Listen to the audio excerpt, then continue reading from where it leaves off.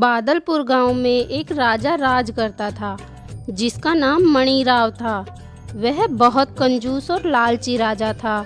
वह अपनी प्रजा से नहीं बल्कि उनके धन से प्यार करता था।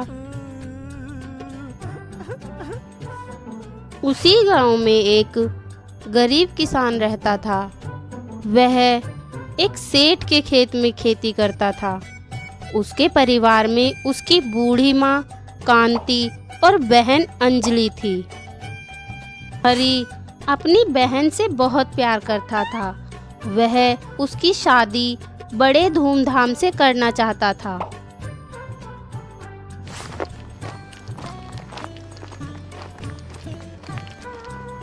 भैया, ये लीजिए आपके खाने की थैली, टाइम से खा लेना। अरे अंजलि, तू मेरा इतना ध्यान मत रखा कर। ऐसा क्यों? क्यों क्या?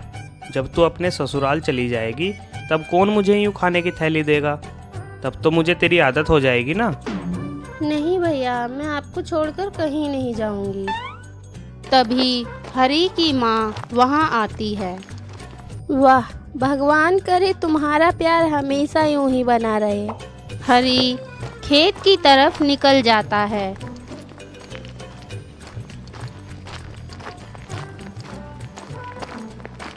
जब हरी खेत में काम कर रहा था तब उसे एक मटका मिलता है जिसमें बहुत सारे सोने के सिक्के होते हैं। अरे वाह, भगवान ने मेरी सुन ली। इस सोने से मैं अपनी बहन की शादी बहुत धूमधाम से करूंगा और उसकी शादी में किसी भी चीज़ की कमी नहीं होने दूंगा। तभी वहाँ खेत का मालिक रतन लाल आता है। ये सोने से भरा मटका ला, मुझे दे। क्यों पर? ये तो मुझे मिला है ना। क्यों क्या? ये मटका तुझे मेरे खेत में से मिला है तो इस पर मेरा हक है, समझा? अच्छा, अगर ये बात है तो अब इसका फैसला राजमहल में होगा।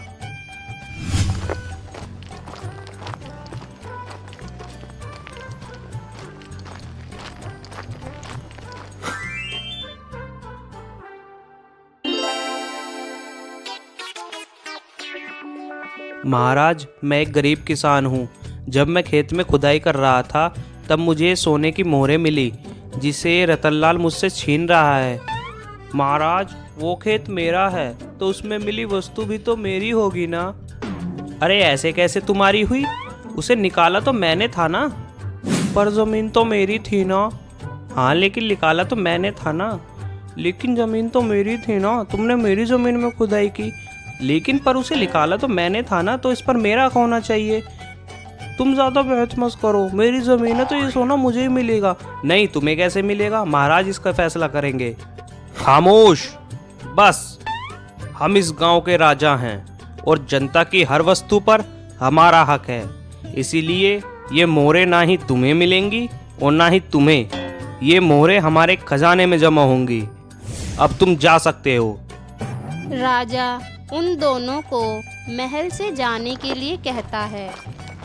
रतनलाल और हीरा महल से चले जाते हैं।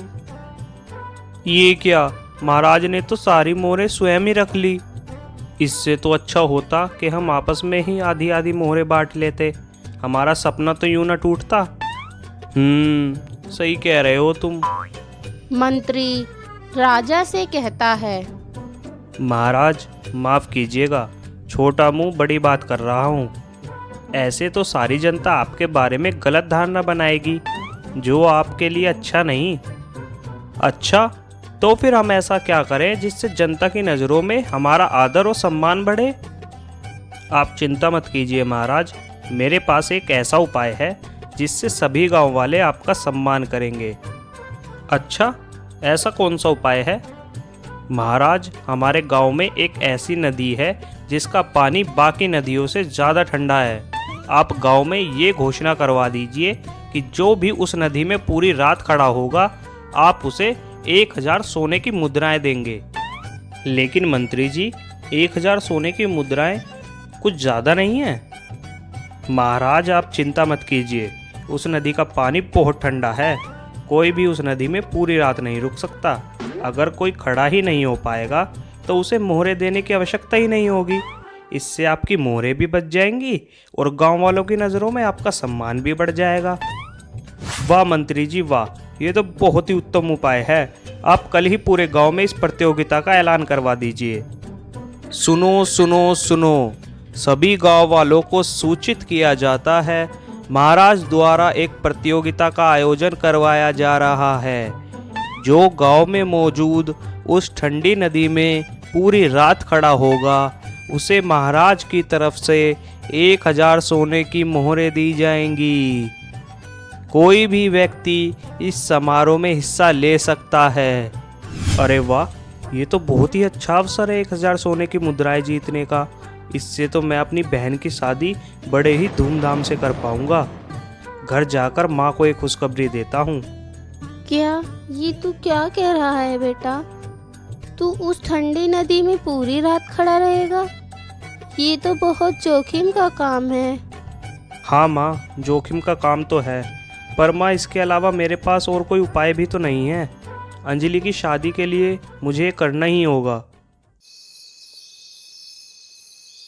रात को हरी उस ठंडी नदी में खड़ा हो जाता है। हरी ठंड से कांप रहा था। रात को दोपहर के बाद हरी का हौसला डगमगाने लगता है। तभी उसका ध्यान महल में जल रहे दीपक पर जाता है। हरी को बचपन में उसके गुरु द्वारा ध्यान लगाने की प्रक्रिया की याद आती है। अगर मैं अपना सारा ध्यान इस दीपक की जलती जोत पर लगाऊं, तो मैं आराम से इस नदी में खड़ा रह पाऊंगा। हरी पूरी रात उस जोत पर अपना ध्यान लगाकर पूरी रात उस ठंडी नदी में बिता देता है। चलो अब मैं महल जाकर अपना इनाम लाता हूँ। हरी अपना इनाम लेने के लिए महल जाता है। महाराज, मैं पूरी रात उस ठंडी नदी में खड़ा रहा था। मैंने आपकी ये चुनौती पूर्ण कर दी है। कृपया करके मुझे मेरा इनाम दे दीजिए। अच्छा, वाह वाह, तुम्हें 1000 सोने की मुद्राएं ज़रूर मिलेंगी। पर एक बात बताओ, तुम पूरी रात उस नदी में कैसे खड़े रहे? महाराज, महल में जल रहे एक दीपक को देखकर मैंने पूरी रात उस नदी में गुजारी। क्या? अच्छा, अब मैं समझा। तुम्हें ये इनाम नहीं मिलेगा। लेकिन क्यों महाराज? तुमने हमारे महल में जल रहे एक दीपक से गर्मी ली, इसलिए मैं तुम्हें इस प्रतियोगिता से बाहर करता हूँ। राजा हरी को महल से निकलवा देता है। ये क्या हो गया? महाराज ने तो मुझे इनाम ही नहीं दिया। देखा मंत्री जी, ये चालाक व्यक्ति हमारे ही महल के दीपक से गर्मी लेकर पूरी रात उस नदी में खड़ा था और इनाम लेने आ गया। जी महाराज, आपने बिल्कुल सही कहा। महाराज, मैं आपको अपने घर पर खाने का निमंत्रण देना चाहता हूँ। आप कल का भोजन हमारे घर पर ही कीजिएगा। ज़रूर मंत्री जी, हम अवश्य ही आपके घर भोजन पर आएंगे।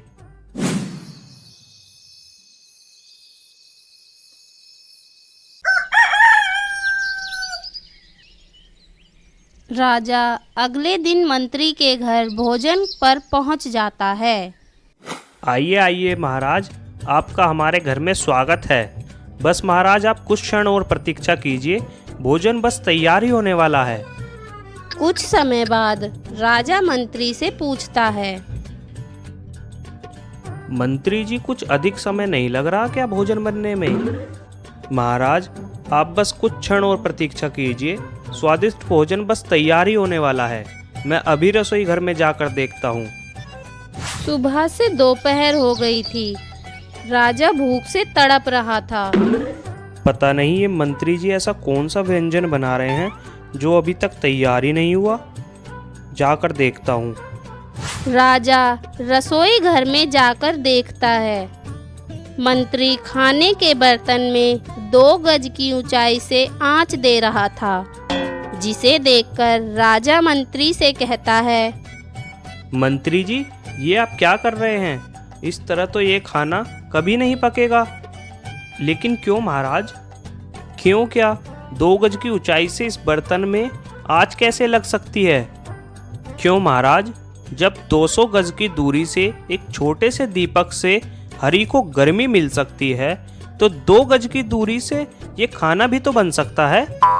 मंत्री की बात सुनकर राजा को अपनी गलती का एहसास होता है।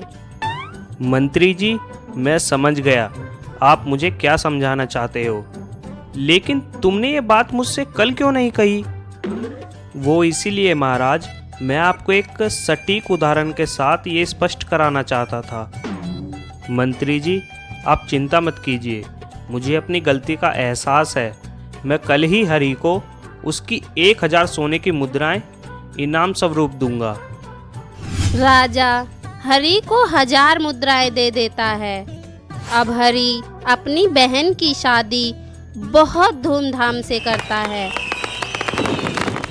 और सभी गांव वाले राजा का सम्मान करने लगते हैं।